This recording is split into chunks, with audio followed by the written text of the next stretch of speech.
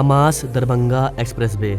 दरभंगा को एयरपोर्ट मिल चुका है। अब दरभंगा को एक न्यू ग्रीनफील्ड एक्सप्रेसवे मिलने जा रहा है, जो कि बिहार का पहला एक्सेस कंट्रोल ग्रीनफील्ड एक्सप्रेसवे है। और आज की इस वीडियो में हम लोग इसके अपडेट के बारे में बात करने वाले हैं कि इसका कितना काम बाकी है, 2026 में कब तक ये ओपन होगा। करीब करीब ये 7 जिलों कवर कर रहा है। तो क्या इन 7 जिलों में इंडस्ट्री आएगी इस वाले एक्सप्रेसवे के आसपास? कैसे यहाँ के किसानों को फायदा होगा, कैसे यहाँ के लोगों को फायदा होगा, आइए बात करते हैं डिटेल में।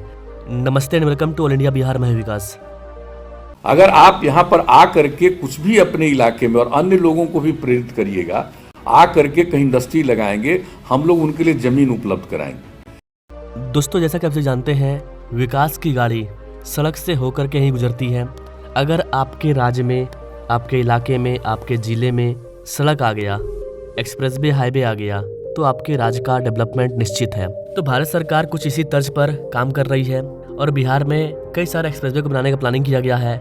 इसमें से जो अमास दरभंगा एक्सप्रेसवे है, ये बिहार का पहला एक्सप्रेसवे होगा और ये 2026 में ओपन होने वाला है। इसके अलावा भी औरंगाबाद और यूपी के बीच में एक 4 लेन हाईटेक रोड को बनाया गया है, वो भी एक्सप्रेसवे के जैसा ही है।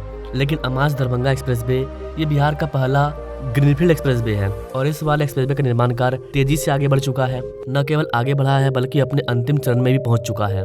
यह महत्वाकांक्षी प्रोजेक्ट राष्ट्रीय राजमार्ग प्राधिकरण अर्थात NHAI इनके द्वारा केंद्र सरकार की भारतमाला परियोजना के तहत डेवलप किया जा रहा है। दरभंगा में जहां से एक्सप्रेसवे की शुरुआत होती है, वहां पिलर निर्माण कार्य लगभग पूरा हो चुका है। इसी स्थान पर यह एक्सप्रेसवे काकर घाटी रेलवे स्टेशन के समीप दरभंगा सकरी रेलवे खंड इसके ऊपर से गुजरेगा। खास बात यह है कि इसी क्षेत्र में दरभंगा एयरपोर्ट के लिए करीब 300 मीटर के दायरे में CAT2 सिस्टम भी स्थापित किया जा रहा है, जिससे कि हवाई परिचालन को खराब मौसम के दौरान भी बेहतर बनाया जा सके। तो दरभंगा वालों के लिए बल्ले बल्ले की बात यह है कि एयरपोर्ट बन चुका है, एयरपोर्ट का विस्तार भी हो रहा है और दरभंगा को बिहार का पहला एक्सप्रेसवे मिलने जा रहा है। हालांकि 6 और जिले हैं जिनके लिए बहुत ही खुशी की बात है कि अब ये तैयार होने जा रहा है। ये सिर्फ पेपर वर्क नहीं है, ये पूरा हो जाएगा। 2026 में इसको ओपन किया जाएगा।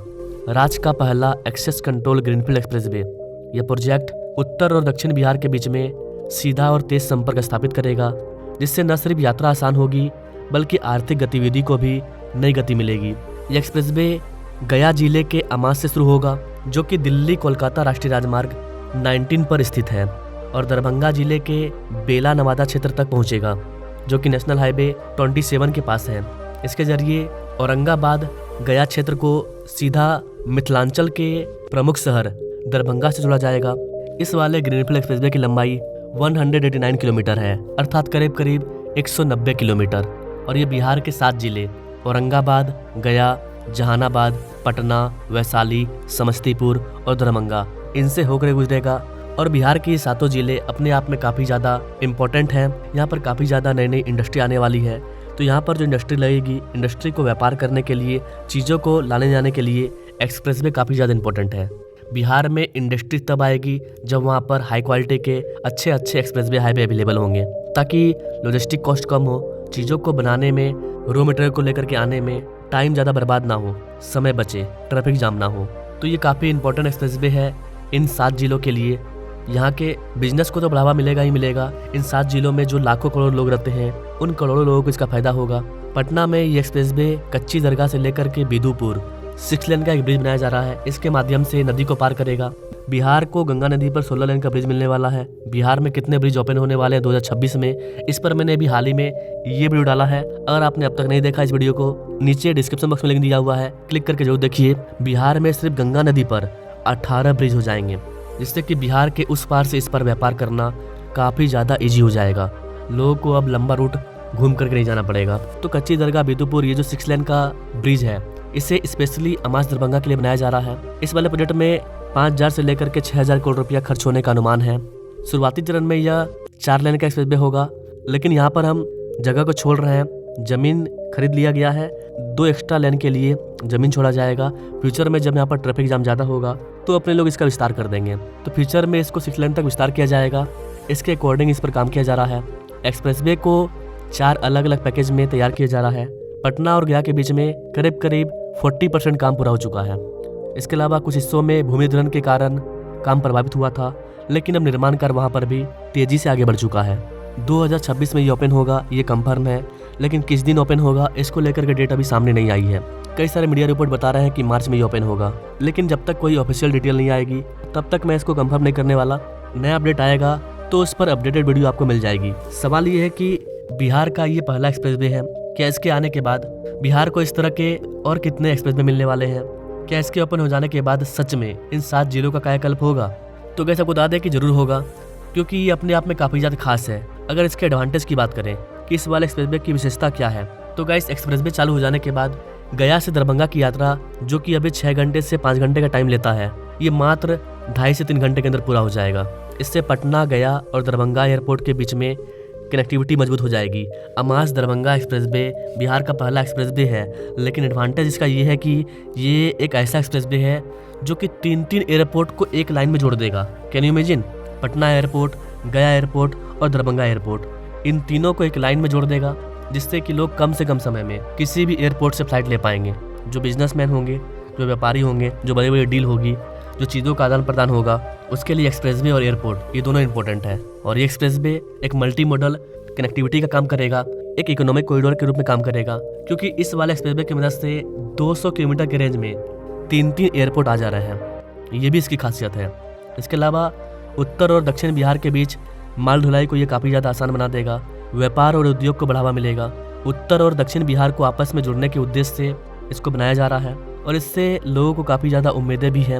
उनका मानना है कि इससे न केवल संपर्क बढ़ेगा, वरन आर्थिक स्थिति में तेज़ी से बदलाव आएगी, और एक्सप्रेसवे के आसपास किसानों की ज़मीनों की बल्ले बल्ले हो जाएगी। इंडस्ट्री आने की वजह से यहाँ के किसानों का ज़मीन सोना के दाम को छुएगा, जिससे कि किसानों को फायदा होगा।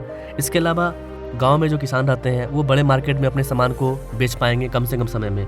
NHAI के अकॉर्डिंग ये वाला expressway Patna outer ring road और 9.75 करीब 10 किलोमीटर लंबे कच्ची दरगाह बिदुपुर ब्रिज का उपयोग करेगा। ये दोनों प्रोजेक्ट भी अभी विकास के अधीन है, यहाँ पर भी काम चल रहा है। फ्यूचर में नेपाल सीमा पर उत्तर से जयनगर तक इस वाले मार्ग का भी विस्तार किया जाएगा। इस वाले एक्सप्रेसवे की चौड़ाई 60 मीटर होने वाली है, तो ट्रैफिक जाम काफ़ी कम होगा। उत्तरी किनारा इसका बेला नवादा दरभंगा जिला है, दक्षिणी छोर अमास गया जिला है। हाइब्रिड इम्यूनिटी मॉडल पर इसको बनाया जा रहा है। 7 जिलों को तो फायदा होगा ही होगा, लेकिन इन 7 जिलों में कुछ इंपॉर्टेंट शहर हैं, कुछ इंपॉर्टेंट कस्बे हैं, यहाँ के लोगों को भी काफ़ी ज़्यादा फायदा होगा।